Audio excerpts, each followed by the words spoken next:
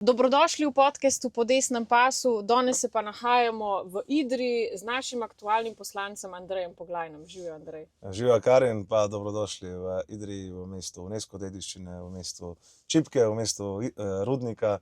Tako da še enkrat lep pozdrav.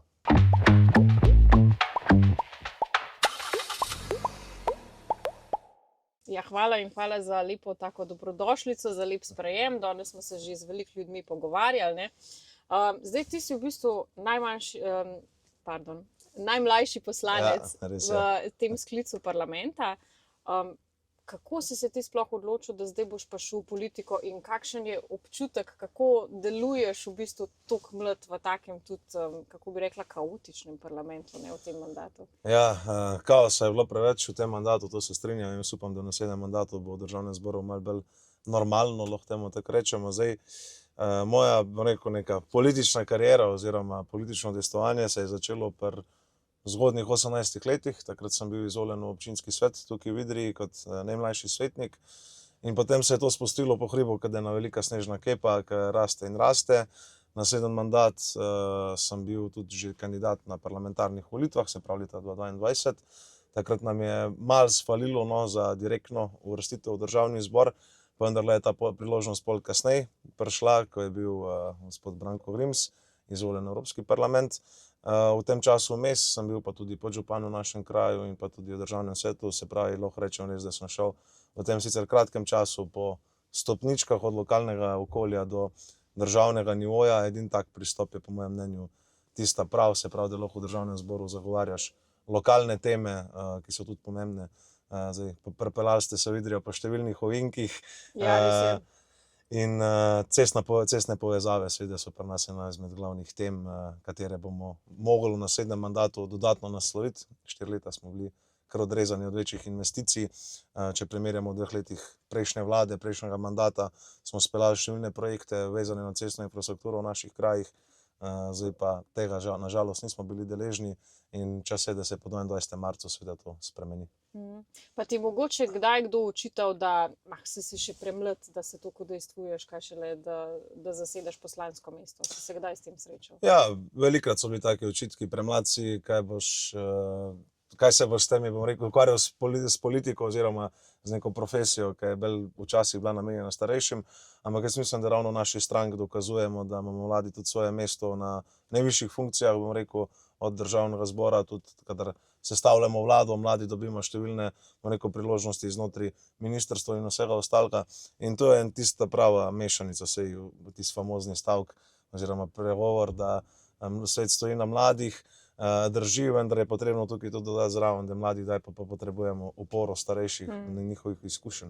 Tako da z tega vidika, jaz mislim, da nekdo, ki ti očita mladost ali pa starost v politiki, očitno nima nobenega kontraargumenta proti temu, kar mlada oseba predstavlja, in potem je seveda to najbolj tak poljuden izgovor, ja, premlad je še ali pa premlada je, kakorkoli obrnemo.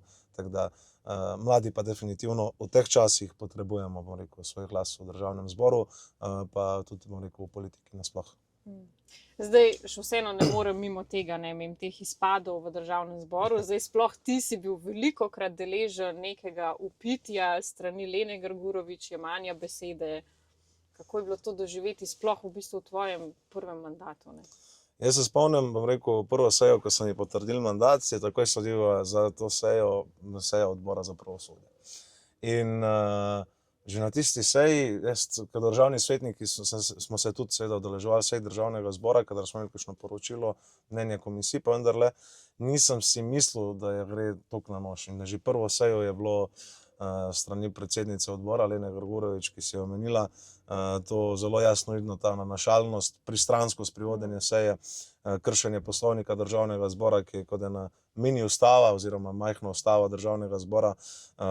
In kot mladega posameznika te malo to šokira, ne? Malo se moraš v bistvu prilagoditi celotni situaciji, ker si, bom rekel, kot nekdo, ki prej samo spremlja delo Državnega zbora, ne predstavljaš tega, da je lahko nekdo, ki je izvoljen s strani ljudstva, tako kot vsi ostali, lahko toliko aroganten, žaljiv in vse ostalo. Bil sem označen od Smrkovca, Pobalina, tega, da se greva z Urško Klakočar Zupančič gledati v ogledalo, pa bomo videli, kdo je bolj všeč ljudem, pa take zadeve. to so bile vse taki pristopi, ko se vprašaš, ne, če te ljudje dejansko se zavedajo, da smo v državnem zboru zato, da predstavljamo ljudstvo in da nekaj božjega za ljudstvo naredimo. Ne, se pa ta, oblastniška mentaliteta še trenutno vladajočih, upam, da po nedelji ne bo več čemu tako, odraža lepo pri vseh zadevah. Ne. Oni si dojemajo celotno situacijo tako, da si državo lastijo, ne da so jo dobili upravljanje. Nekako pijani od oblasti so delovali 4 leta in jaz mislim, da v nedeljo prihaja tak trenutek streznitve in pa predvsem povratek v normalnost.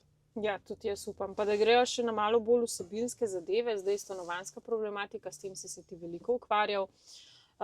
Mi smo slišali obljube o 30,000 stanovanjih, 20,000, niso se znali niti poenotiti o številkah, dobili smo jih 2,000, pa še to je bilo veliko nastavljeno še v času prejšnjega mandata Janševe vlade, ne. In zdaj še vedno smo priča tem stavkom, da ja, oni so pa prva vlada, ki je namenila največ sredstev za stanovanjski sklad in da to zdaj bo pa to res zalaufalo. A gre to res v pravo smer ali kako reševati zdaj stanovanjsko problematiko? Zdaj, jaz moram reči, da v Slovenski demokratski stranki, predvsem pa člani SDM-ja, smo skupaj pripravljeni tak res konkreten nabor, kako celovito in pa dolgotrajno odpraviti stanovanjsko krizo v Sloveniji. Naša politika se ne koncentrira na državno najemna stanovanja oziroma večno odvisnost od države, ampak se skoncentrira na to, da je edini tisti pravi dom, tista nepremičnina, ki si jo lastiš, ne, se pravi lasten dom. In z tega vidika so tudi naši ukrepi vezani na to, od finančne posojilne sheme oziroma stanovanjske jamstvene sheme do razbremenitve in izboljšanja zakonodaje na področju izdajanja gradbenih dovoljenj. To je za kraje, kot smo danes v njih, ključnega pomena, kajti v naših krajih seveda nekih blokov visokih v državni lasti se ne da graditi. Edini način je to, da mladi lahko zgradimo lastne nepremičnine, lastne hiše. Po drugi strani pa tudi seveda določene ugodnosti z vidika davčne zakonodaje za mlade, ki bi koristili stanovanjsko jamstveno shemo, tudi zmanjšanje davčnih bremen na področju oddajanja in vezava teh nižjih davkov seveda na dolgoročnost oddajanja. Predvsem pa naši predlogi zajemajo celotno Slovenijo, medtem ko predlogi levih strank se bolj kot ne koncentrirajo v mesta. Zdaj bom dal en primer, če smo lih tukaj na Idrijsko-Cerkljanskem. Vlada oziroma Stanovanjski sklad Republike Slovenije ima za naše kraje za naslednjih 10 let pripravljene samo 4 oziroma projekte 4 stanovanj. Zdaj si pa predstavljate z vsem številom mladih, ki smo jih danes srečali, te 4 stanovanja ne bodo nič vplivala na stanovanjsko krizo, ne bodo prinesle nobene spremembe. Edina logična odločitev je seveda to, da tem mladim omogočamo, da si kupijo lastna stanovanja ali da gradijo lastne hiše na podeželju, kajti nenazadnje podeželje, slovensko podeželje mora tudi biti oziroma ostati poseljeno. Jaz tudi ne pristajam na to logiko oziroma ta narativ vladnih strank. Ja, zagotovili smo 100 milijonov na leto za gradnjo državnih najemnih stanovanj. Vsi, ki malo bolj razumemo delovanje države pa upravljanja financ države, lahko hitro ugotovimo, da se uspešnost neke postavke v proračunu meri po realizaciji. In ta realizacija teh 100 milijonov letno definitivno ne bo niti blizu 50, kaj šele 100%. Zakaj? Zato, ker država enostavno nima projektov za gradnjo oziroma za gradnjo v taki količini.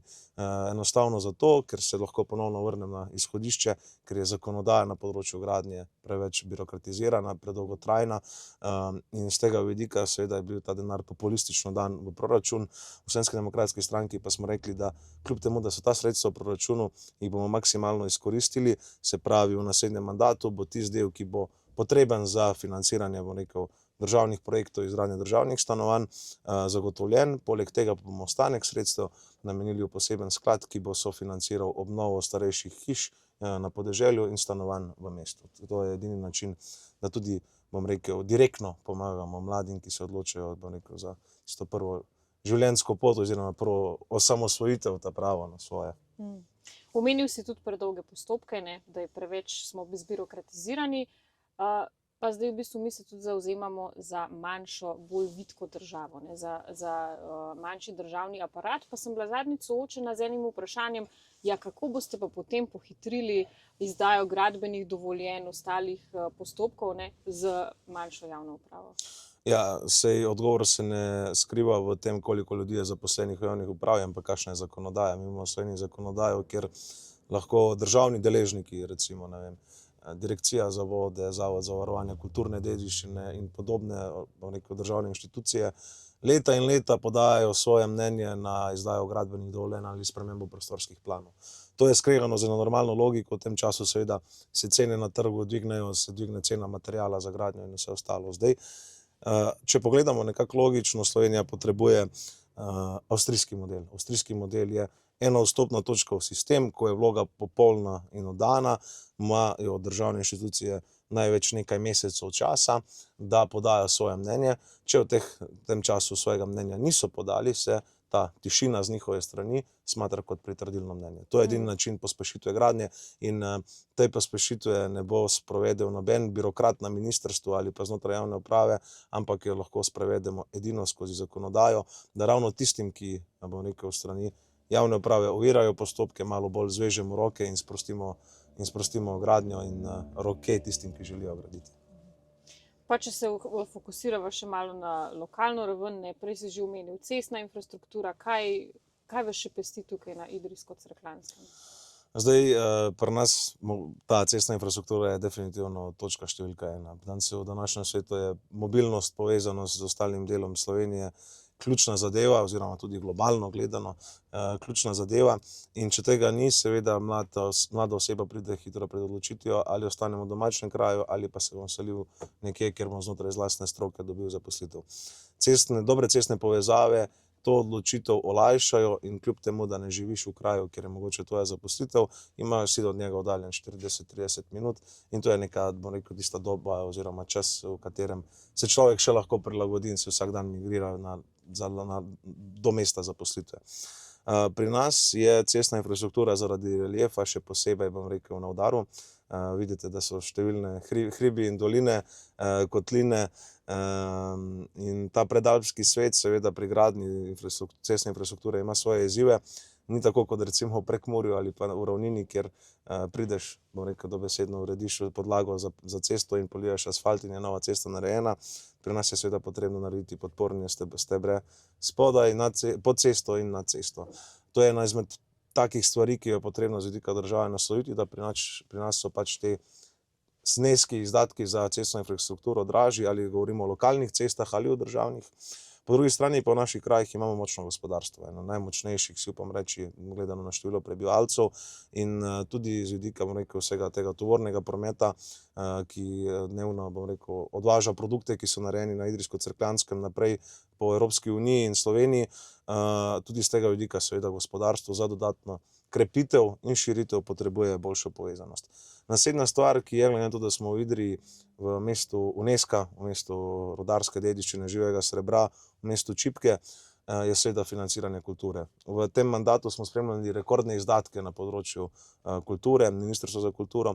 Nažalost, niti en evro ni šel namensko direktno za UNESCO dediščino. UNESCO dediščina je strani Združenih narodov, bom rekel, najvišje priznana dediščina, ki jo lahko posamečen kraj ali pa država pridobi.